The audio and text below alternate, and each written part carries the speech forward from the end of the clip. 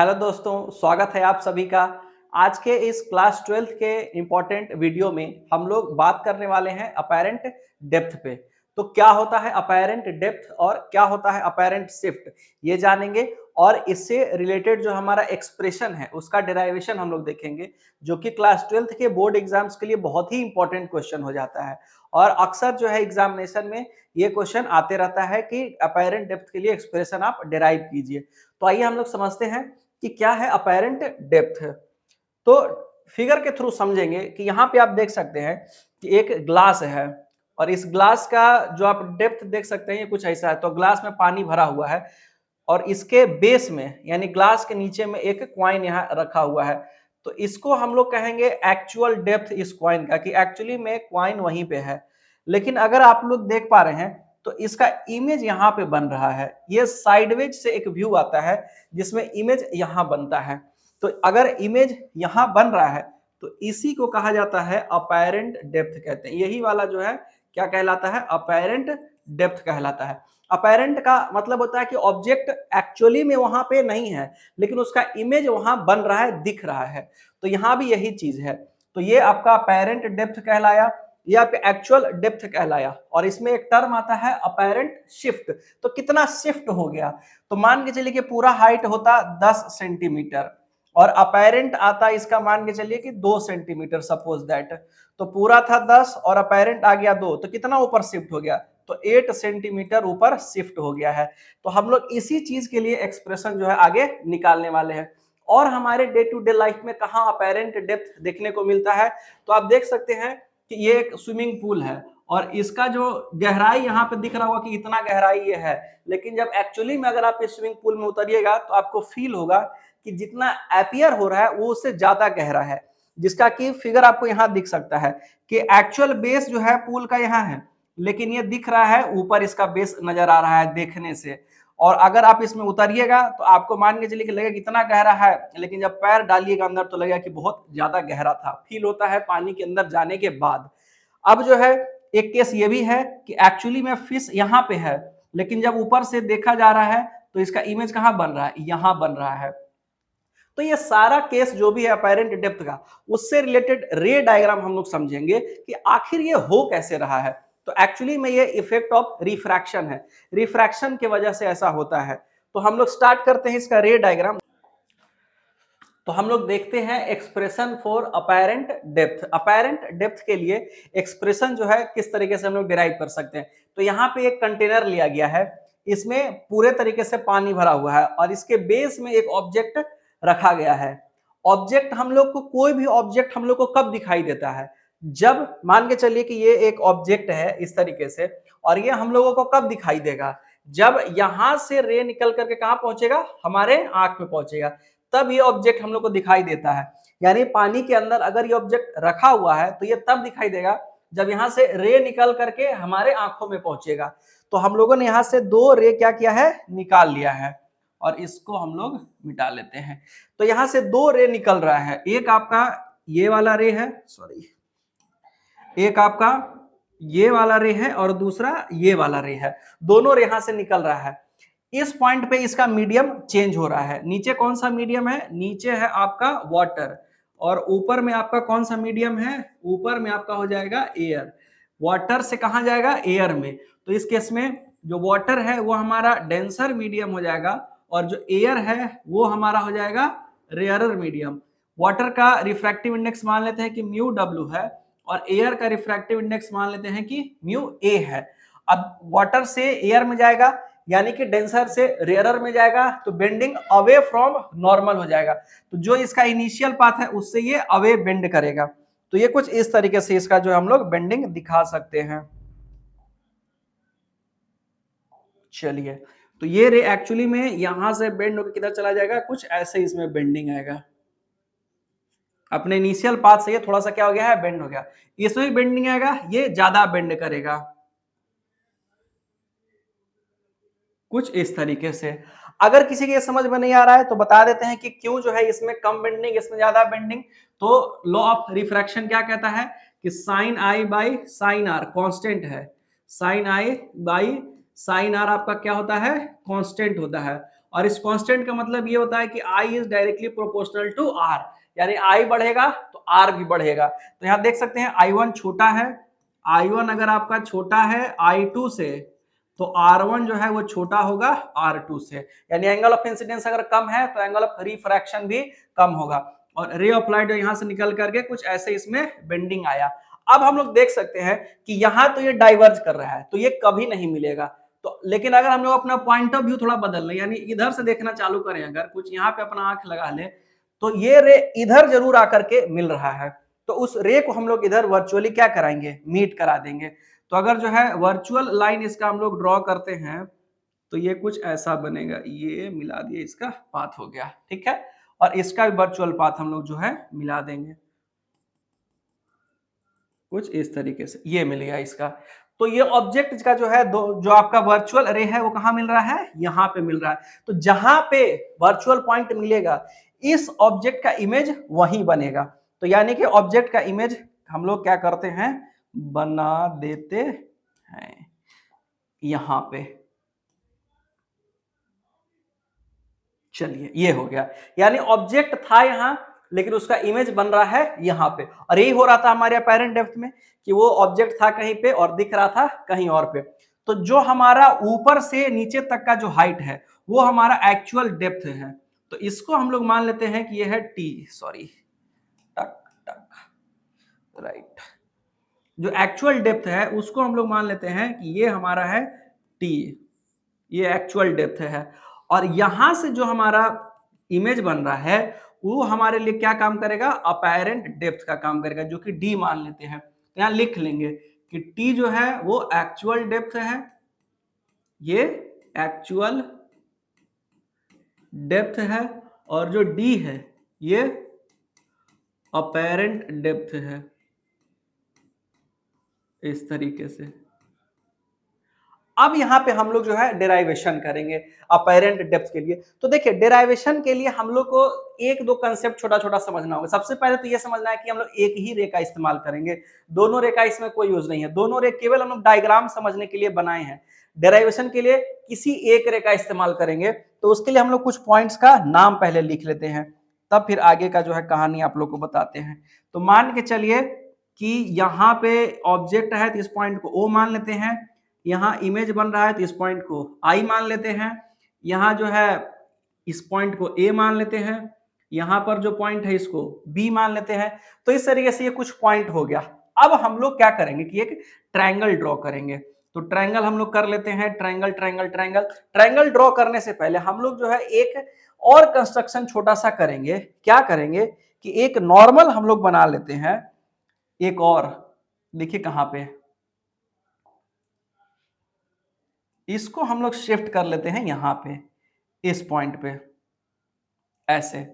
अगर यहां पे शिफ्ट करते हैं तो हम लोग का जो है बहुत सारा काम आसान होगा। क्या काम आसान होगा, तो देखिए जो ये लाइन है, जो हमारा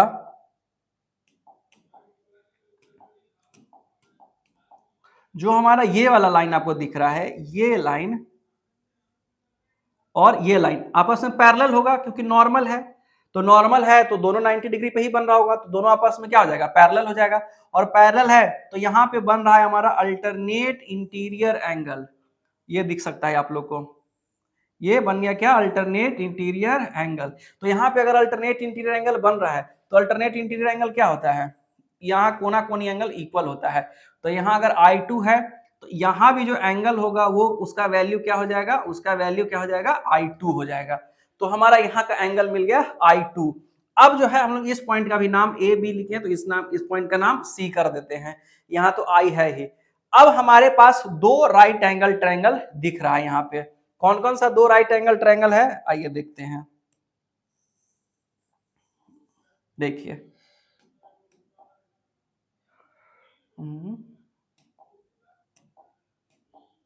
देखिए तो हम लोग के पास दो राइट एंगल ट्रायंगल मिल रहा है। एक है हमारा ICA, एक हमारा क्या है ICA, नेमिंग अभी जो है साइड में रखते हैं, ICA एक ट्रायंगल है। और दूसरा ट्रायंगल जो है राइट एंगल में है OCB। इन्हीं दोनों ट्रायंगल का हम लोग इस्तेमाल करेंगे और हम लोग का एक्सप्रेशन मिल जाएगा। तो हम लोग जो है करते हैं शुरुआत अपने एक्सप्रेशन का। तो कंसेप्ट आपको बोल रहे थे कि एक कंसेप्ट समझना होता है। कंसेप्ट क्या है कि देखिए यहां जो रे डायग्राम हम पूरा एक्सपैंड करके दिखा रहे हैं, एक्चुअली में इतना बड़ा बड़ा एंगल ऑफ इंसिडेंस या रिफ्रैक्शन नहीं होता है। सबसे पहली बात, यानी अगर इतना बड़ा I2 हम लोग को दिख रहा है तो ये एक्चुअली बहुत छोटा होता है। जैसे यहाँ जो डायग्राम हम लोग बनाए हैं उसमें I2 इतना बड़ा दिखाया गया है, लेकिन इतना बड़ा होता नहीं है, मतलब 0 पॉइंट समथिंग समथिंग करके, यानी एकदम क्लोज होता है इसके, ये बहुत ही नजदीक होता है, सटा हुआ होता है। और अगर ये मान के चलिए बहुत नजदीक है तो क्या होगा, ये वाला लाइन और ये वाला लाइन जो है, ये दोनों का लेंथ क्या होगा, सेम हो जाएगा। इन दोनों का लेंथ क्या रहेगा, सेम रहेगा।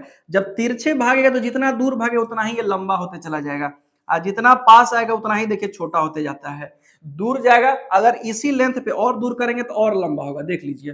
तो दूर जाएगा लंबा, जैसे जैसे एंगल छोटा होगा वैसे वैसे वैल्यू क्या होते चला जाएगा, इसके इक्वल होते चला जाएगा। तो अगर एंगल बहुत छोटा है तो जो हमारा ओबी है वो एकदम क्या रहेगा, एकदम पास रहेगा, एकदम यहाँ पे रहेगा। और जब पास रहेगा तो ओबी और ओसी आपस में क्या होगा, इक्वल होगा। ये बहुत इंपॉर्टेंट कंसेप्ट है। For a small angle OB is equal to OC. ये बात भी यहाँ पे हम आप लोग के लिए अभी लिख देते हैं, बाद में भी उसको लिखेंगे, लेकिन अभी लिख देते हैं ओबी इक्वल ओसी। पहला कंसेप्ट हो गया, ये बहुत ही इंपॉर्टेंट कंसेप्ट है। इसको एकदम जो है अगर आप लोग समझ गए तो फिर जो है डिराइवेशन आपके लिए कुछ नहीं है।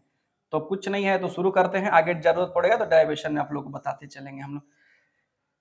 चलिए, तो कोई भी डेरिवेशन रिफ्रैक्शन का करने के लिए अभी हम आपको एकदम बेसिक बात बता रहे हैं, क्योंकि सारा डेरिवेशन अभी से शुरू हो रहा है। कोई भी डेरिवेशन, चाहे वो अपैरेंट डेप्थ हो, टोटल इंटरनल रिफ्लेक्शन हो, लेंस का हो, रिफ्रैक्शन थ्रू स्फेरिकल सरफेस हो, मतलब कोई भी आपको डिराइव करना है रिफ्रैक्शन का कंसेप्ट, आप उसमें लॉ ऑफ रिफ्रैक्शन से शुरुआत कीजिए। ये बेसिक रूल है कि शुरुआत हमेशा लॉ ऑफ रिफ्रैक्शन यानी sine I by sine R equal to mu two by mu one से ही होगा।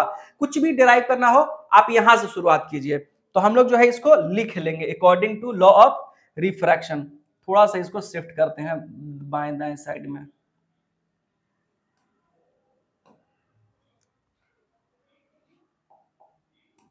चलिए, तो शिफ्ट कर लिया। अब जो है according to law of refraction हम लोग लिखते हैं, अकॉर्डिंग टू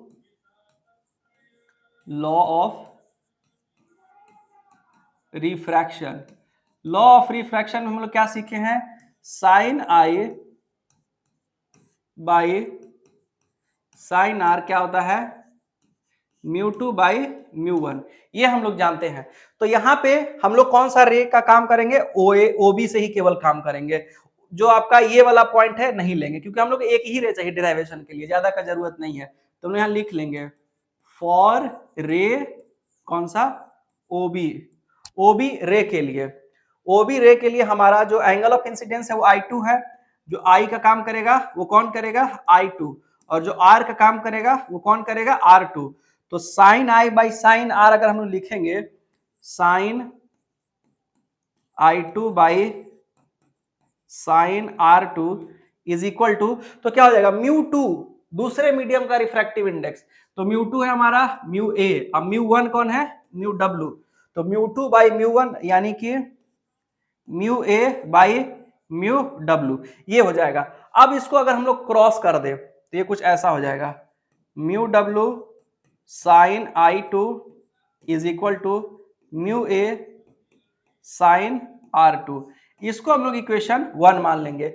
और अब हम क्या करेंगे, ये हर क्वेश्चन का बेसिक डेरिवेशन आप देखिएगा, शुरुआत यहीं से होगा, यहां तक सब में सेम आएगा, कहीं कोई चेंज नहीं करना होता। अब इसके बाद हम लोग क्या करेंगे, हम लोग साइन I2 और साइन R2 का वैल्यू निकालेंगे, इक्वेशन में डालेंगे, हमारा एक्सप्रेशन मिल जाएगा।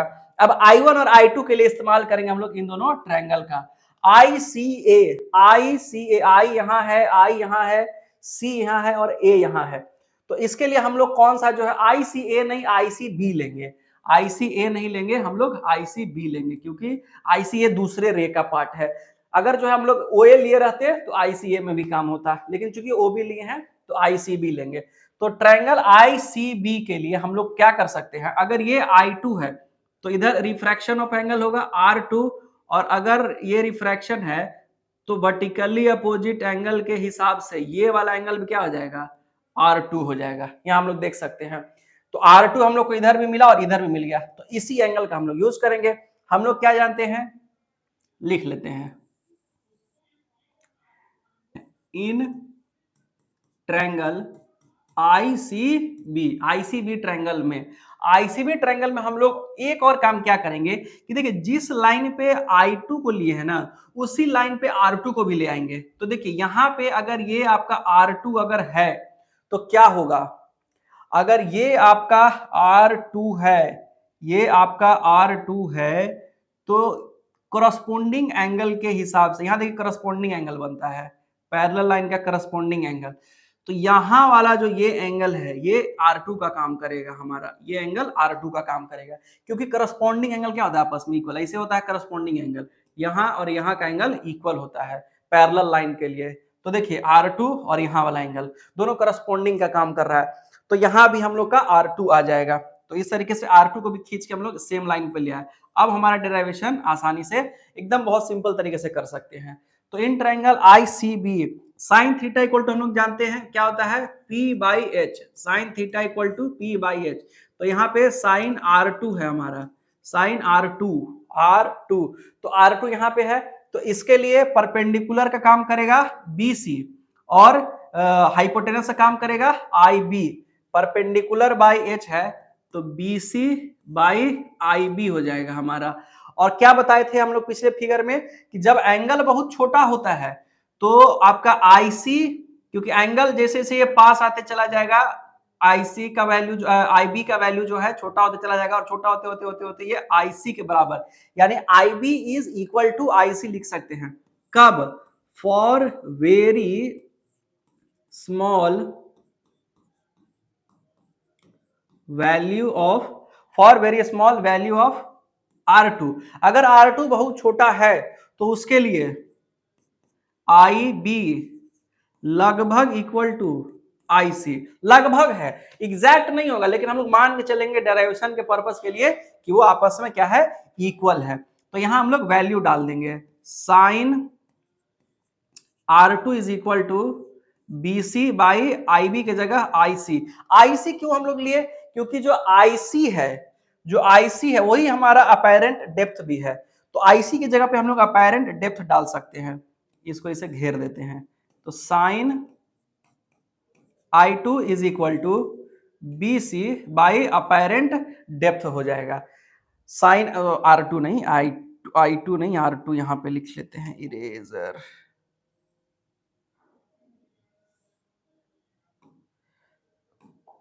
Sign R2 is equal to BC by apparent depth हो गया। अब इसी तरीके से हम लोग जो है आ जाएंगे इन ट्रायंगल OCB, दूसरा ट्रायंगल हमारा क्या था, OCB था।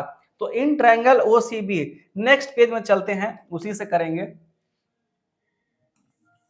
इन ट्रायंगल OCB फिर से वही कहानी कि साइन थीटा क्या होता है P/H, और यहाँ पे थीटा के लिए हम लोग किसका यूज करेंगे, I2 का, क्योंकि R2 का तो बन चुका है।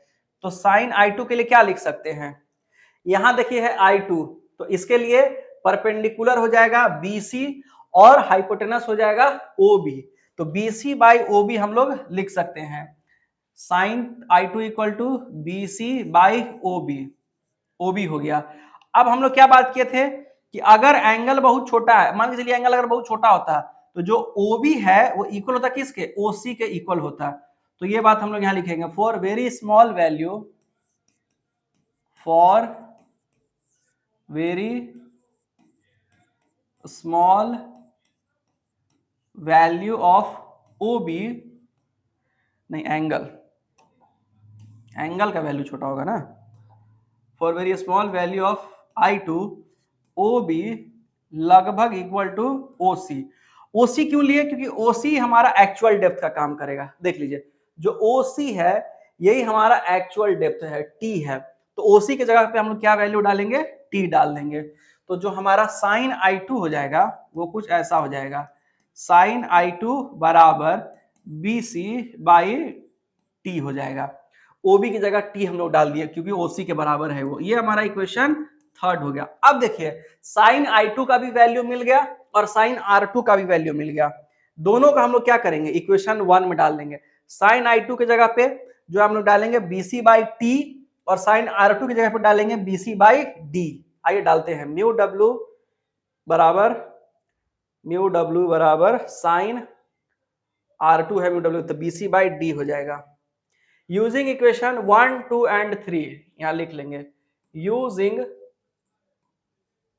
इक्वेशन 1, 2 एंड 3, तीनों इक्वेशन का यूज कर रहे हैं, तो हमारा आ जाएगा mu W into mu W के साथ में कौन था, म्यू डब्ल्यू के साथ में था I2, तो I2 साइन I2, तो साइन I2 हमारा इधर ही है, BC बाई